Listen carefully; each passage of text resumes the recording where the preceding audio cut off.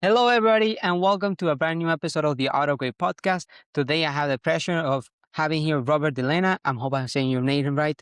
Perfect. So, today is going to be a great episode that I think a lot of you guys are going to like. So, please take out your notebooks or anything you'd like to write on, because there's a lot of things that you can learn from this podcast. And Robert, can you please introduce yourself to the audience? Yes, I'm Rob Delena. I live in Sudbury, Massachusetts, with my wife Mary Beth. I have my son Ryan and my daughter Abigail.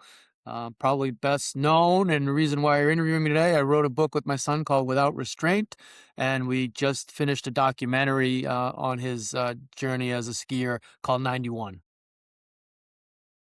Wow. And I believe I saw that the documentary was releasing in 2025, so it's already out. It's out. So we submitted to a bunch of film festivals, and the way the festival circuit goes, you really can't release it publicly because you promise the festivals that they'll get first dibs. And we've gotten into 4 or 5 so far, smaller ones. We haven't gotten into any big ones yet. We pitched them all. So we're hoping to build on that. And we did a private screening recently in our hometown or near our hometown that was attended by about 300 people. And it was a really great event. And it was, pretty amazing to watch it, with a live audience. I mean, I had seen it so many times, but when it's on the big screen and you can feel the people in the room getting emotional, it's a really deeply emotional story and uplifting story. And we got a big standing ovation when it was over. And it was unexpected, I guess, in some ways, but it felt pretty good.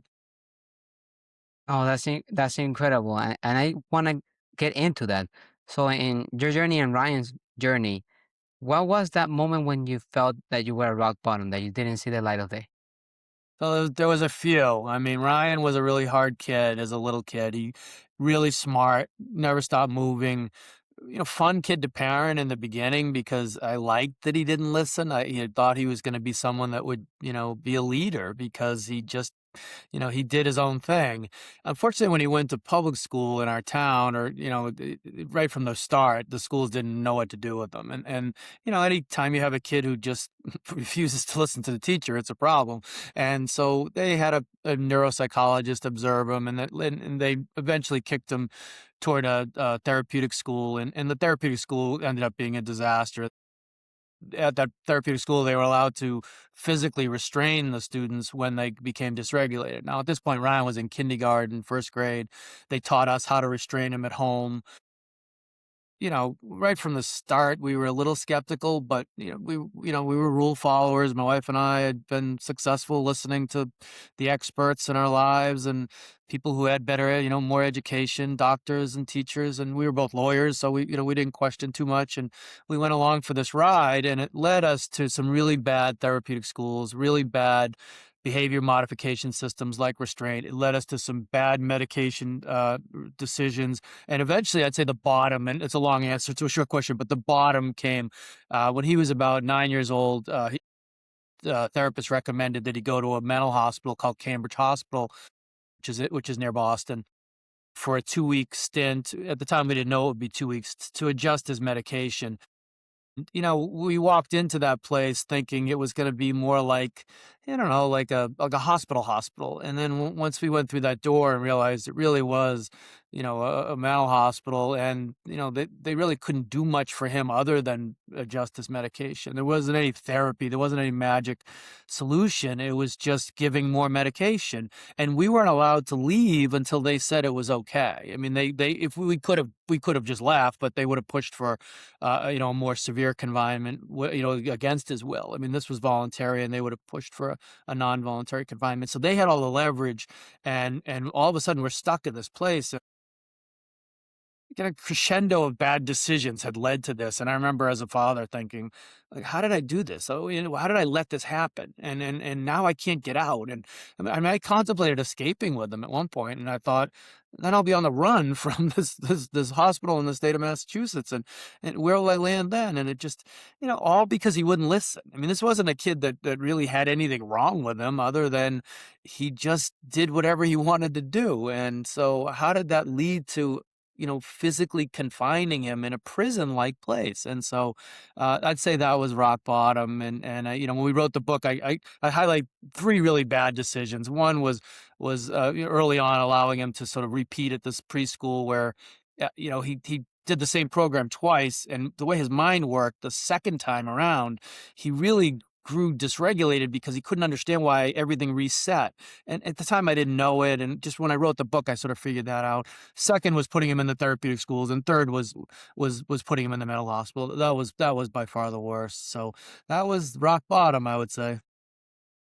So, from my understanding, this was unnecessary. So everything was just him being doing whatever he wanted and not listening to, the teachers, and just doing what he wanted to do. If he wanted to paint, paint. That was Yeah, just it. I would say that's true. I mean, my wife might interject here and say, don't forget he was very volatile. He was a very emotional kid when he didn't get his way. He was loud. He would throw things. He would break things. He just had that kind of personality. When things were great and Ryan was happy, everyone in the room was happy. When Ryan was unhappy, he could make everyone in the room unhappy. And he had a sister who was 16 months younger, and he was one of those kids that, he never was violent, he never attacked her. Most of his decisions were really just, he'd throw things across the room before he had a chance to really think about it. And there were times when we did worry, his impulsivity would get him in trouble. He was one of those kids who would climb anything and jump off anything. And I think for the school, they would just look at him and they didn't know what to do with him. And even from the first, preschool when he was little, he didn't wanna color or paint like you said. He wanted to investigate the classroom. He would look under the sink. He would find a leaky pipe. He would then obsess about the leaky pipe, and then the teacher finally was like, "Just please sit still and stop talking about the pipe." And he just wasn't one of those regular type kids. I mean, back then, the autism spectrum was just starting to come into vogue, but really, you were either autistic or you weren't, and he talked so much, we knew he wasn't autistic. And, they started messing around with these sort of spectrumy terms. His official diagnosis was pervasive developmental disorder, not otherwise specified. So think about that. It's pervasive, it's developmental, it's a disorder, but it's not otherwise specified, which was this the kind of catch-all label they threw on a bunch of kids back then, really just to get services from your town because you had to call it something. So that's what he got saddled with, this label. The problem was, and this is part of our mistake, was once he had that label and he was in a therapeutic school, the public schools didn't want to take him back. So when the therapeutic school blew up and he was being restrained multiple times a day, including, by us, and we started realizing how the folly of it, it didn't help. I mean, it just made things way worse because he would fight back and you'd have this wrestling match on the floor. And I'm thinking, how is this supposed to help him make better decisions the next time? All he remembers is the wrestling match. So we had this falling out with the school, but then our town was saying, well, we can't take this kid back. He's been restrained 100 times. Like, he gets restrained every day. And I kept saying, because they could restrain him. If you took him back to public school, you're not allowed to restrain him except in extreme circumstances. He wouldn't have that problem anymore. And I could not get that through their heads. And we went through this series of therapeutic schools all the way from kindergarten to his junior year of high school, which was like a 12-year period where we would get bumped to another therapeutic school that was slightly better, but they never would take him back. And then we fought forever. We hear, and then it's funny, in our town, usually, or in a lot of towns in Massachusetts, you fight for these services. Now, Ryan was getting this free education at this therapeutic school. They were busing him. So it was probably costing the town $150,000 a year to educate him. And I'm saying, just get rid of it all. Take him back. We don't want anything. We don't want any more services. Just, we made this mistake. It was our fault. And it fell on deaf ears. I mean, it's just, they just couldn't see outside the box that he was a different kid. Like, I kind of identify with this situation because for me, I went through 8 surgeries, and going through those surgeries, a lot of medical mistakes were made.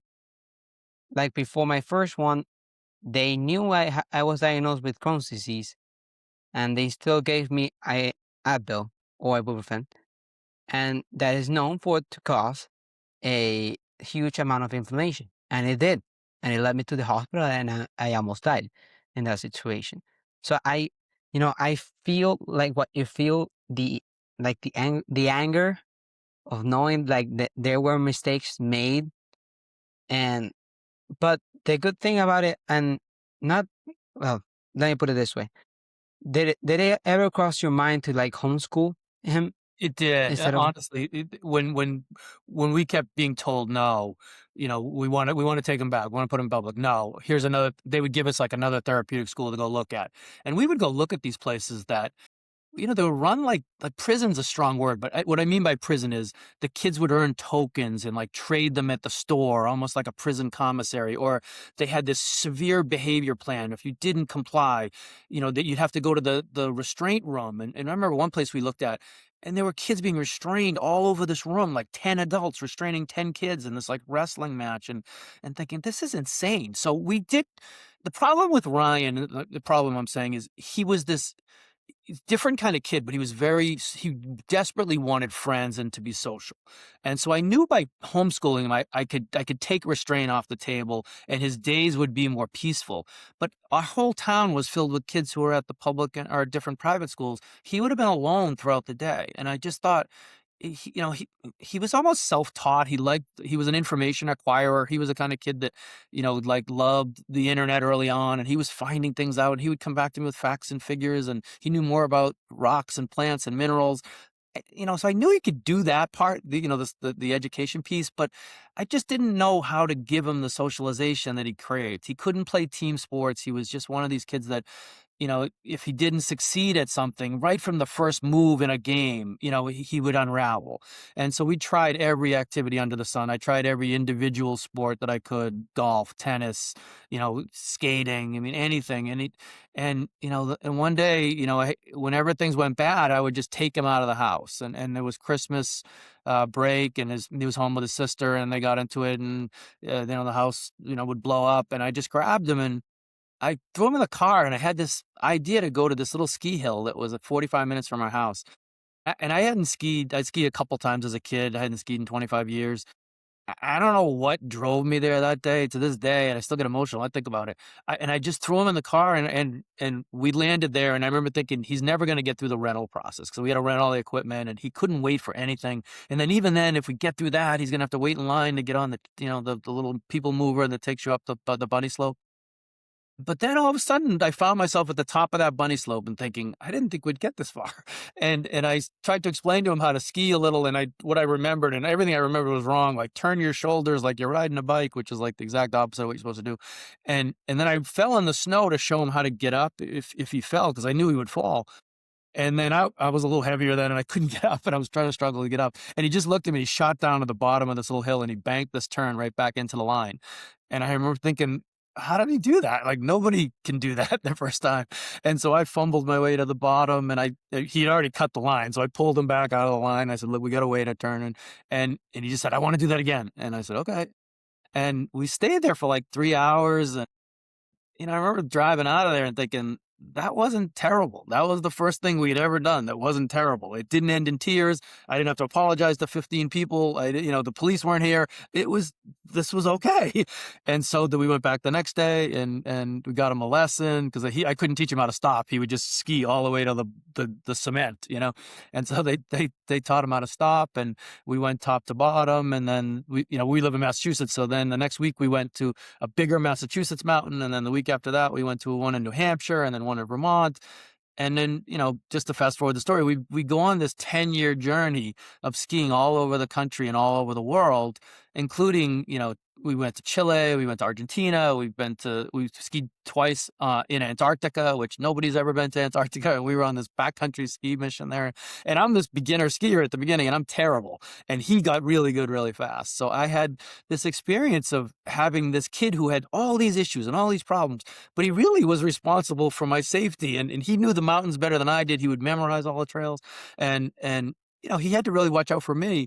And we also got to spend a lot of time together. So one thing about skiing is we had to drive places. We had to fly places. We had to stay in hotels. We had to eat in restaurants. We had to wait for stuff.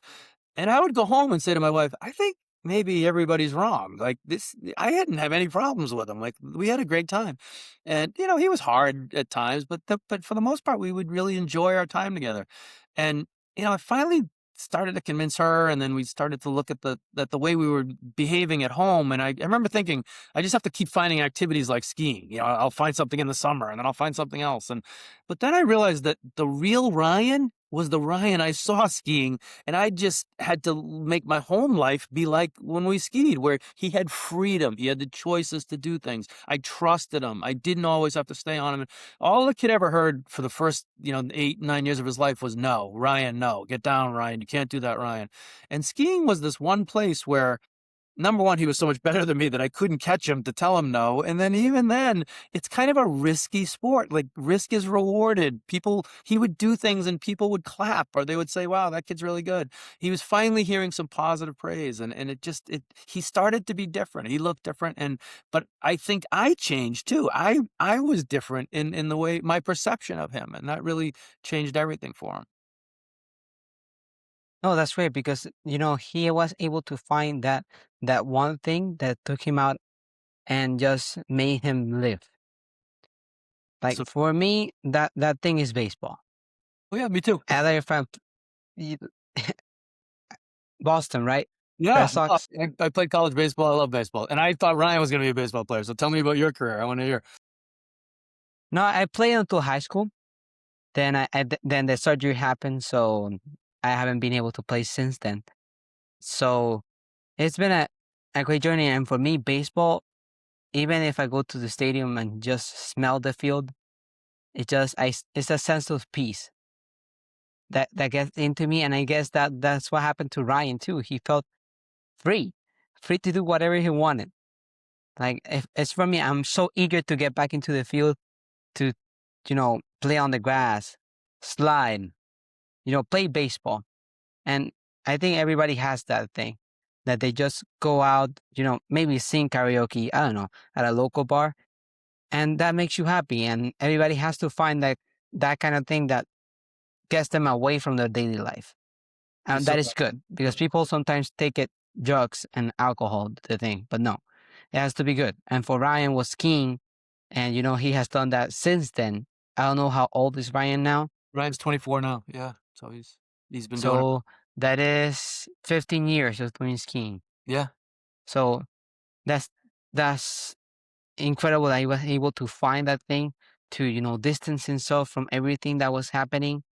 And talk to me more about adjusting, knowing that, you know, he was able to feel free outside the house skiing.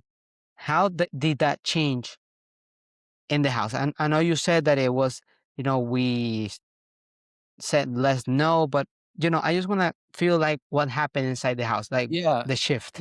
It's the kinda we call it parallel tracks. Like, we live in this life as a skier, and he had all the freedom in the world, and he started to make videos on YouTube, and I had nicknamed him Extreme Ryan, and he started he made these terrible videos in the beginning when he was little, but, like, people watched them, and every once in a while, we'd get recognized at a mountain. We would be in Utah, and somebody would be like, "Is that Extreme Ryan?" And so all of a sudden, he was somebody, and in our town, he was nobody, our town was so filled with traditional team sport kids who, kind of were the big dogs on campus even when he finally got back to public school.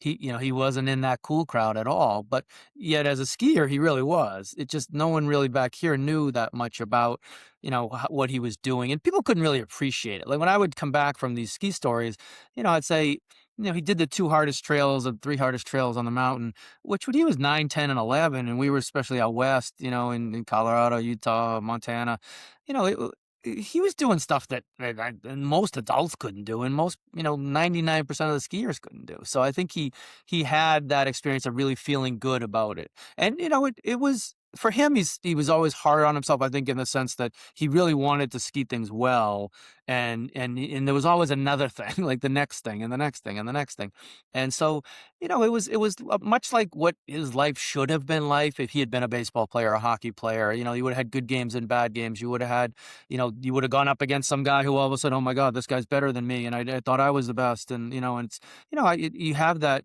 sort of those moments of humility, I think, and he had some of that, but back home, I mean, he was still in these schools that were just awful. He was at up until he was 15 or 16, he was heavily medicated. I mean, he was on 2 or 3 antipsychotics and a mood stabilizer, and around the freshman year, 8th grade, ninth grade, I'm sorry, we did change therapists, and we met with a therapist, who was very skeptical of everything we had done so far, and he made no bones about it. He questioned all of our decisions, especially the medication. He couldn't understand why Ryan was medicated like he was being medicated, and I kept saying to him, I can't either. It just kinda happened, the therapist introduced the first med, and then the second med, and then one day you're on the third med, and she kept telling us this combo was gonna be the one, we'd pull this one back and we'd add more of this one.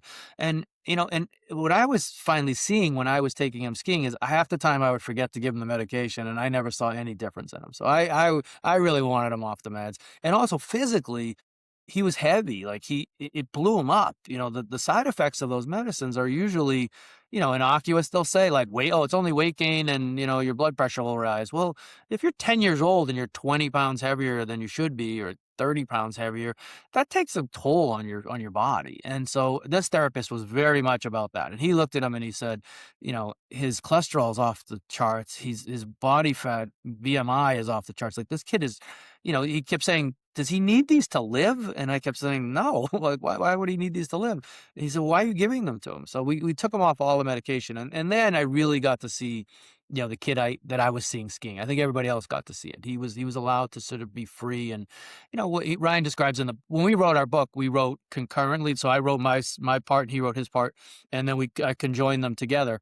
But I hadn't he didn't really talk to him a lot about the stuff that he wrote about. And one of the things I remember he wrote about was when he was on medication, the medications he was getting kept him from feeling angry or sad, but they also kept him from feeling happy. They kind of mute you in this, gray where you're buffered between having any emotion. And so when he finally came off and he was allowed to experience joy again, he had to work through a lot of it's like some little thing would make him cry. He just hadn't he didn't had a childhood to process emotions. So all of a sudden he's this 15-year-old kid, and he would cry because we couldn't go skiing. And I'm like, "Why are you crying?" He never had the body hadn't processed that stuff yet. So it was a really, I think, a lot for him to handle at home. But anytime we would get to the mountains, he just had that ability to reset. And it wasn't just the act of skiing. I think there's an aspect to nature here that it really was, for him, just cathartic, uplifting, whatever the word is. I mean, he ended up becoming a big summer hiker. He hiked a lot of big mountains in the summer by himself. And I think just even when he first got his license and he was 16, he would drive to New Hampshire and pick some trail, and there's 100 trails in the New England area. They call them 100 highest, and he knocked through the 100 highest. Like, most people do it over the course of their lifetime. I think he did it in the summer and a half. Like, he just did them all. And and I had no appreciation for what he was really doing. I was really mainly worried about the drive to New Hampshire. I just, he was a 16-year-old kid on a highway, and I would worry more about that. I never even thought about what he was doing once he got there. And there's probably bears, and he's walking by himself in the middle of nowhere. But he was always so confident about that stuff. He always knew where he was going. But I think that just reset him when he needed it. The weeks were so hard. Even when he got back to public school, there was a lot of this pressure to sort of to fit in and make friends. And he liked and loved girls, and he could never get a girlfriend. And there was always this drama around that. But he'd get out in that, in the middle of nowhere, and he'd just go for a walk up, for 4 or 5 hours. And he would, just listen to nature, and see nature, and he'd come back different. So, I think it really helped him. That's great. And what inspired Ryan and you to just kickstart this comeback to say, we've been through this, but now we're gonna fight back and we're gonna become better. What was that thing? Yeah, I mean, I think it was I knew at some point I crossed the threshold and knew that the doctors were wrong, and then the education system that had sort of made this decision about him was very wrong. And I could see they were steering us toward him being placed in some kind of group home or, facility where he was, his freedom was very limited, if at all, and he'd be heavily medicated his whole life.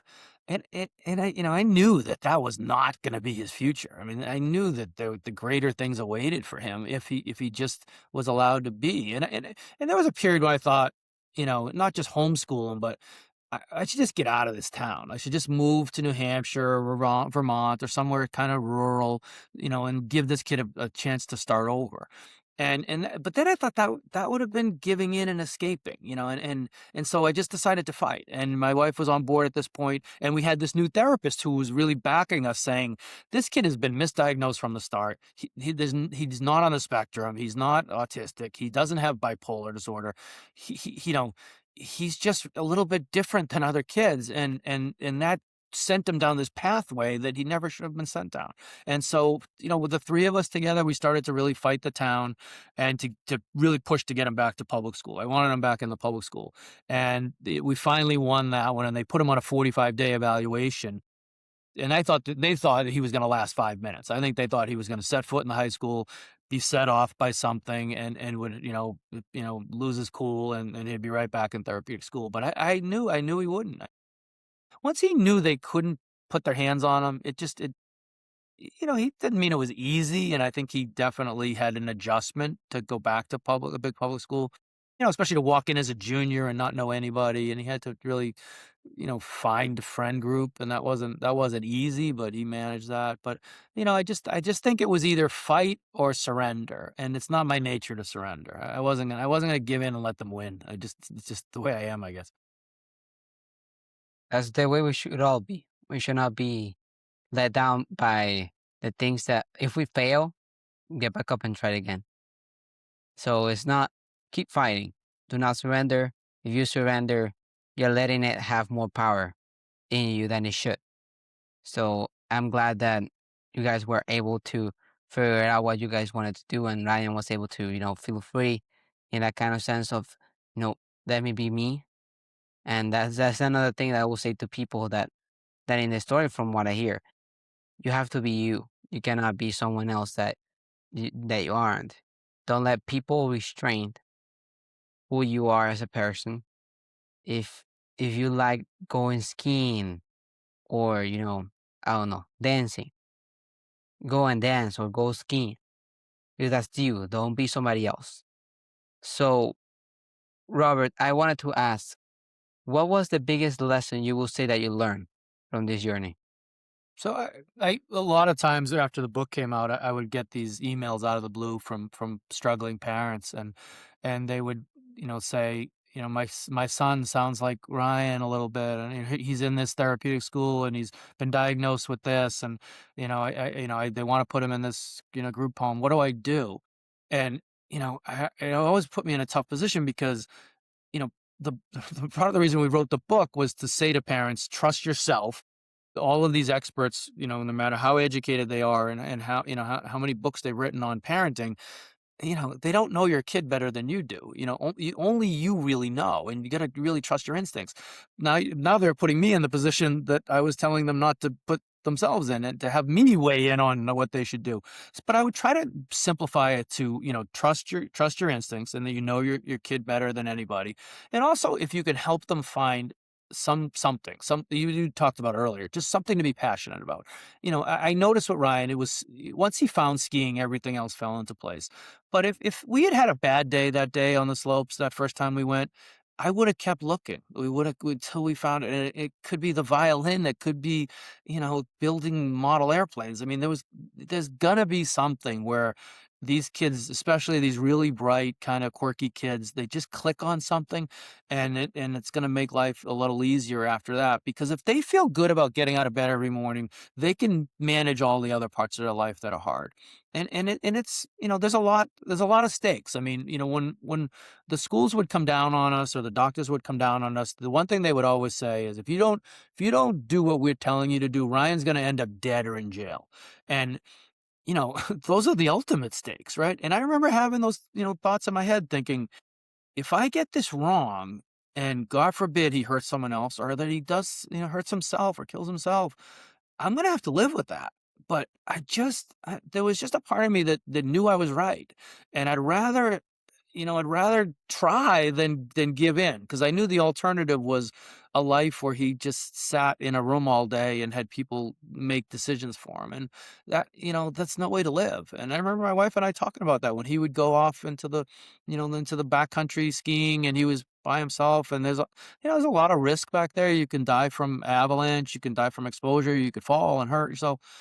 But at least he would have died doing something he loved, and so I would rather that, and those were hard thoughts to have as a parent, but I've talked to a lot of these parents, and I know, that they think, by doing these, modification systems and all of this medication that, they're gonna keep their kid alive longer that way, but you gotta sometimes question and think, what does that life look like? And it's hard. I mean, yeah, I could have been wrong, and my book would have looked a lot different. Believe me, it would have been, I blew this, and now, my kid is sitting in prison because of decisions I made, and those are big risks, but they're risks worth taking because when it worked, and now I see this kid, and you know, we he's pretty well known now locally, and we went skiing last week, and you know he's a 24-year-old kid, and, he's my son, and I look at him and I'm like, "God, you're a mess, kid. You gotta do this. You gotta do that. You gotta get a haircut." But I'm in the line skiing, and I can see people like whispering, murmuring to themselves, "That's Ryan. Is that Ryan? I think that's Ryan." And they're so excited to see him, and it makes me laugh. And I'm like, "Look at this. Look, and look where we came from, and look where we are today. It's an amazing journey." Incredible. I actually like your story, and I feel like what you feel with being a parent. I will guess my parents will feel the same thing through my journey. So taking that big risk of deciding I should trust my gut, that's a big risk, and I take my hats off for you for Thank doing you. that. But it helped on in the long run for Ryan, and I think if you didn't, he would have been in the same cycle, going and going again, and probably something worse would have happened. But thank goodness that didn't happen. My next question, I would love to have Ryan here, but what would you like to be remembered at?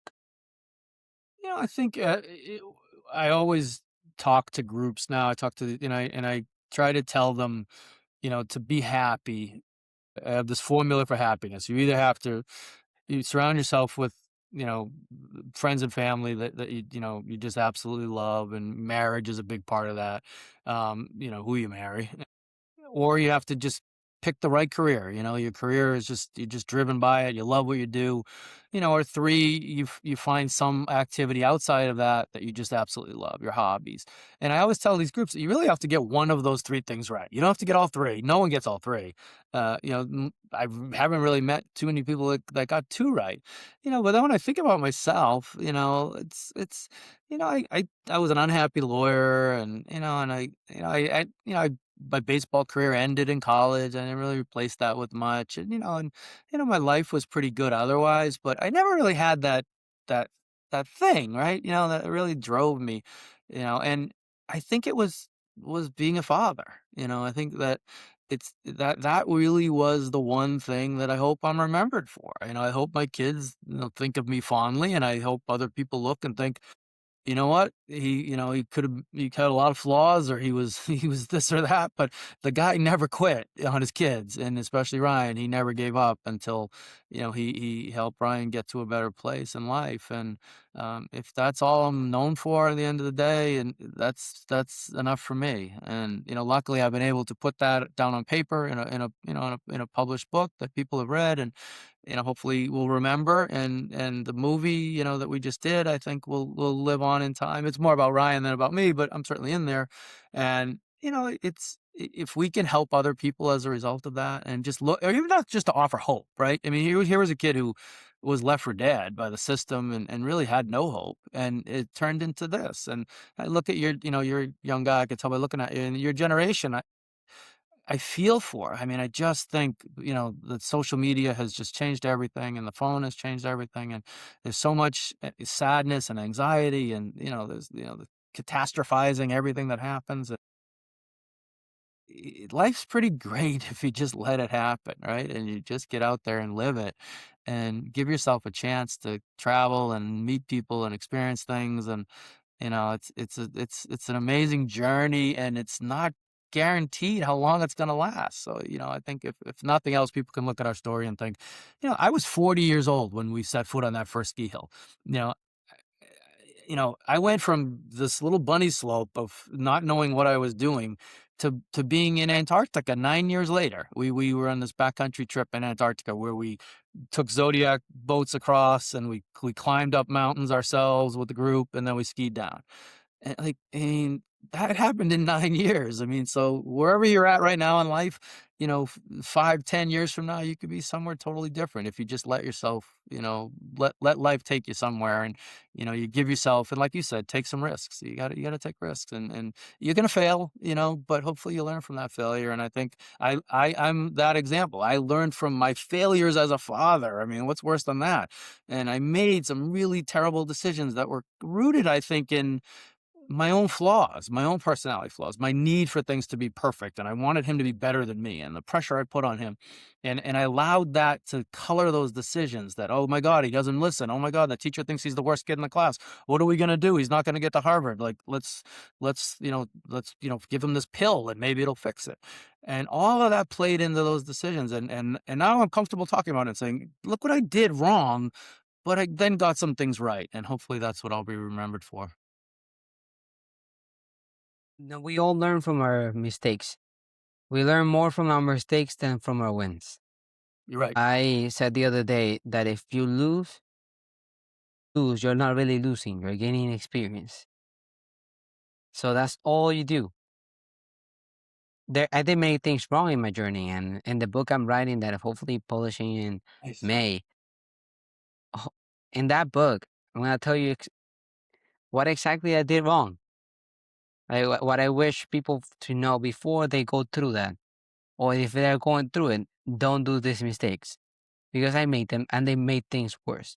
So we'll learn from our mistakes. And there's a quote that I like to say that the only time success comes before work is in the dictionary. I like So that. we only have to put, yeah, it's a great quote from Harvey Specter from Suits. So I really like that quote because we only have to put that work forward. If we want to accomplish something in our life, we have to push always forward and put a lot of work in. So like you said, in 5, 10 years, if you put all your work in and you get life to throw you in a direction and you keep going and you keep fighting, you're gonna find yourself saying, "Oh wow, this just happened 9 years ago, or 3, 10." And it might seem like it happened yesterday, but it has been 9 years. So I think that's something incredible that I think we can all learn in our journeys. Doesn't matter because your journey is different than mine. And my hope with this podcast is, hopefully someone out there connects with your story. And they say, okay, he went through this. I can do it as well. Mhm. I'm gonna learn from him. And that's my goal because each guest has a different story, and that's something unique about the world is that we all go through journeys. Doesn't matter if you're a billionaire, trillionaire, or a common man or a common people. Doesn't matter. We all go through something. So it is all for us to put the best foot forward and to have hope in that the future is brighter than today. And thank you. Can you please tell us more about the book and the documentary where people can find your book, the documentary, Book is called Without everything? Restraint. It's available on Amazon and anywhere books are sold. It is an audiobook that's really good too. That if you're, I'm an audiobook guy, so they did a nice job with there's two narrators, so you can tell our different voices. Because when we wrote his stuff is in italics and mine isn't. So we toggle back and forth between our recollections about things, and it really worked well in that format, I think, and people seem to like it. So when they did the audiobook, I wasn't sure how they were gonna do it. You really needed 2 different voices, and they were willing to do that, so it worked. The movie, that 91, to this point, if you're lucky enough to have a film festival that we get in and it's near your town, you're welcome to see it. We're talking to streamers. I mean, that would be the dream that Netflix will pick it up or somebody. I don't know if that'll happen. I think, odds are it'll end up on YouTube at some point, probably next fall. But we're gonna run it out and see where we go with it. It's 40 minutes long. It's really good. It's just I think the streamers we've talked to, skiing is such a small niche, and I think they view it as a ski story, and that was one of the problems with the book too as well. I think if you look at the cover, it's this very um, it's a scene from Antarctica, and it's looks like this sort of outdoor adventure, but in a lot of ways it's a parenting story. It's the skiing is a metaphor for what we went through, and so But I think if people give it a chance, it's not like we're describing every grain of snow out there. It's not that kind of book. It's really about the accidental happening of skiing, and then what it did in our lives and where it took us. So yeah, I hope people will give it a shot. It's people seem to like it, and if when the movie comes out, definitely give that a shot. It's different than the book. The movie is really about Ryan once he became a backcountry skier, which means you're not taking chairlifts up, you're climbing the mountain yourself and skiing down. There was 91 possible routes in the presidential range, which is where the big mountains are in New England, and nobody had done all 91 of them, and some of them are just really, really difficult, and really a long process of getting to it, and then you might get to it and find that it's all iced out, or the snow isn't good and it's dangerous and you have to hike back and give up. And he just committed to doing all 91, and so we filmed the last two that he did, and then incorporated that into the story of his childhood. So it really works well as a kid who the filmmaker was able to get to the why. Why would he dedicate himself to this? Like, what about him made him want to do this? And Ryan was almost reluctant to talk about a lot of it. I mean, he was sort of done with the book at that point. He really didn't want to be known as this kid who was restrained, and that's all he was. And he'd sort of left that label, I think. But any good filmmaker knows that the story is there, and he kept kind of waiting, I think, and it really played out very organically in our driveway. I mean, it was just a moment in time when we were going to go film in front of the hospital that Ryan was at, and we were mic'd up to just drive. We were just going to drive there, have a conversation about it, and take a few shots in front of the hospital. And Ryan didn't want to go, and he was just being such a jerk about going, and we were having this fight in our driveway about what car to take. And finally I said to him, "Do you not want to do this?" And he admitted he didn't. He didn't want to go back there. He didn't want to see that place. He was past all that, and he just got really emotional about it, and it just caught, and I felt bad afterwards, and I was like, how did I miss this? How did I not see that he's still in turmoil? I just thought he had moved on, and he's living this great life, and it's something he put in the rear view. But when you have that kind of trauma, it's in there, and so it plays out in a really interesting way in the movie, and the filmmaker was able to tie it all together. So it's you film a documentary, and it's like you point the camera at things for 3 hours and you don't know what you're gonna get, and so we got some good stuff, and hopefully people. I hope it gets a wide appeal. I've learned from book writing, and you're gonna learn. People don't read like they used to. It's not easy to have wide appeal with a book, but you put something on video, and it's got a video component to it, and a million people can look at it overnight in a second. So that's the hope. I will link I will leave all those links down in the description Thank so you. that you guys can go visit all the website that the book is at. I hopefully in the future we can have the YouTube recording of the documentary, or hopefully it gets to Netflix or Paramount Plus or That'd be great. anybody. Well, So that will be amazing. So I will leave all those links down in the description. So Robert, before we go, is there anything that you'd like to leave for the audience?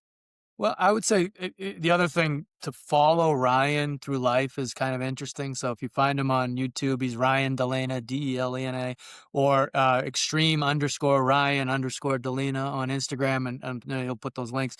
Um, it'll be interesting to watch him grow. You'll see him go from a 20-year-old kid to somebody that's going to be a real adult, and he's going to take you to some amazing places. But he lives in a van most of the time. That's why Daniel wanted to have him on the podcast, and it's just hard to get him where there's a good signal, and it'll be easier in the spring when he's home more.